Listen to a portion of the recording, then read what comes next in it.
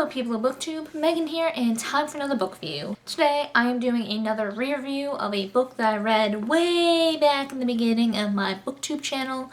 I am continuing on with the Iron Fae series with The Iron Daughter by Julie Kagawa, and it is book 2 in the Iron Fae series. The original review of this book will be somewhere in a card up there, as will my re-review for the first book in the series, The Iron King. So, like with The Iron King, I was super excited to revisit this book. Julie Kagawa is one of my favorite authors.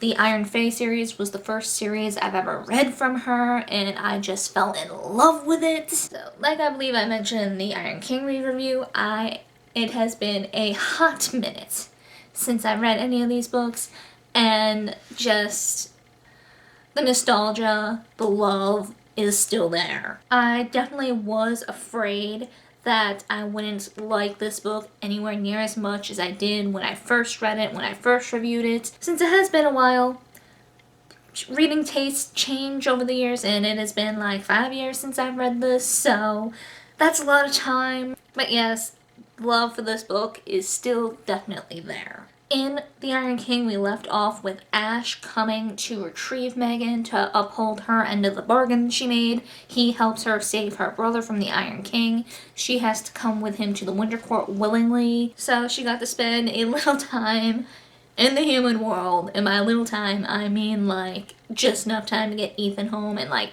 have a brief chat with her mom before Ash came. So we begin this book off with Megan in the Winter Court, being miserable. Ash has more or less deserted her, leaving her to fend for herself, which I gotta say, as an adult, a little frustrated with Megan. I can't fault her too much for being as naive as she is. She is still very, very, very new to the world of fairy. She's only 16, and she has feelings for Ash, and that kind of stuff does cloud your judgment a bit, but her being so confused as to why Ash is acting as he is, especially in a brief flashback we see near the beginning, him telling her not to trust anyone, including himself. Him having have told her that winter and summer can never be together romantically and all this. And then her being so shocked over him distancing himself. And then I do feel she does know enough by now that fairy is not a safe place. It's a confusing place. It's a dangerous place. I don't know, just her being so confused in the beginning with Ash being like,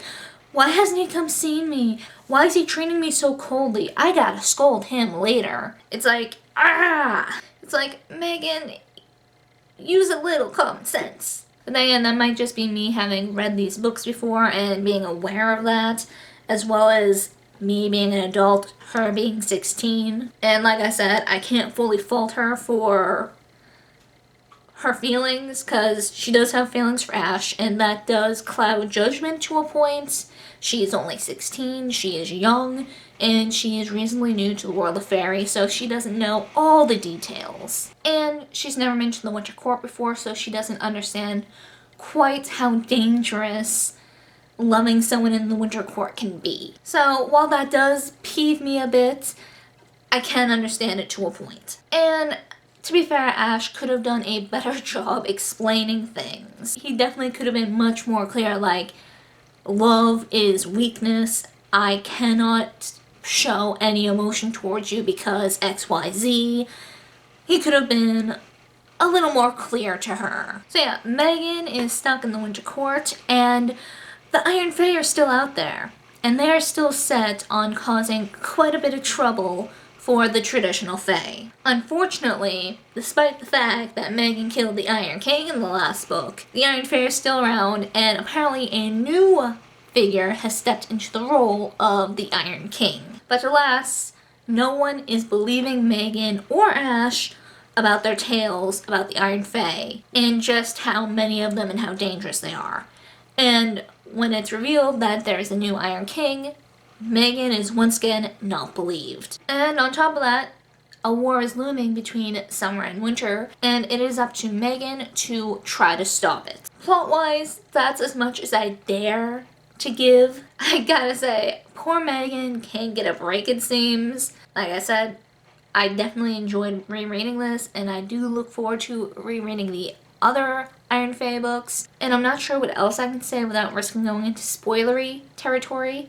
So with that said, I am going to be going into a spoilery section, so if you have not read this book yet, I highly suggest you click right now and come back after you catch up. So, oh my god, this trio of characters cannot seem to get a break. Megan just wants to go back to her normal life. She doesn't want to deal with all this Fae BS. Ash being dubbed traitor to his court for attacking Rowan and helping Megan escape the Winter Court. Puck having recovered from that gunshot injury from the first book. And then just finding Megan and just being thrown back into more craziness involving the Iron Fae, on top of disobeying his orders from Oberon. It's the craziness. And I just gotta say, one of my favorite parts about this series continues to be Ash and Puck. Just, I don't know why, I just very thoroughly enjoy the type of duo they have going. You know, the dark, brooding one who is serious and broody, and the goofy prankster jokester who has a bit of a mouth on him. I don't know why, I just enjoy duos like that and just seeing them kind of go off at each other. Just that kind of deal is just so entertaining to me. So they definitely continue to be one of my favorite parts in the series. You know, I also greatly enjoy the other characters in the series too. Megan, I enjoy as a protagonist. Gremlinkin, I adore.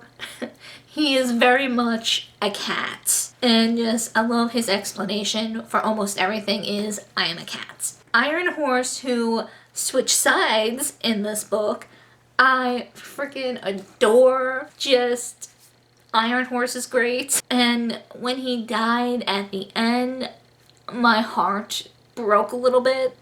Especially like his brief goodbye to Megan. How it wasn't in all caps. I don't know why, but that just hit me hard. Like, Iron Horse, this loud, all caps dialogue character, seeing his dialogue in normal size print, it was just like, oh my god, no.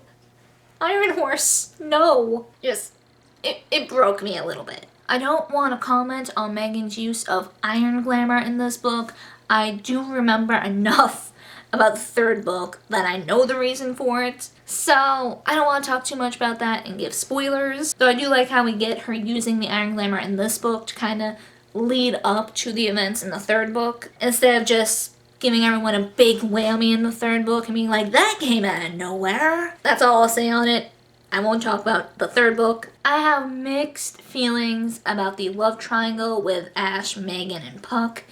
Not a big fan of love triangles, but at the end when Megan chooses to follow Ash into the human world instead of staying behind with Puck, him begging her to stay with him, it's like, Puck, you can't act surprised. You really can't. It wasn't like you were blindsided. You knew Megan had feelings for Ash and vice versa. You knew.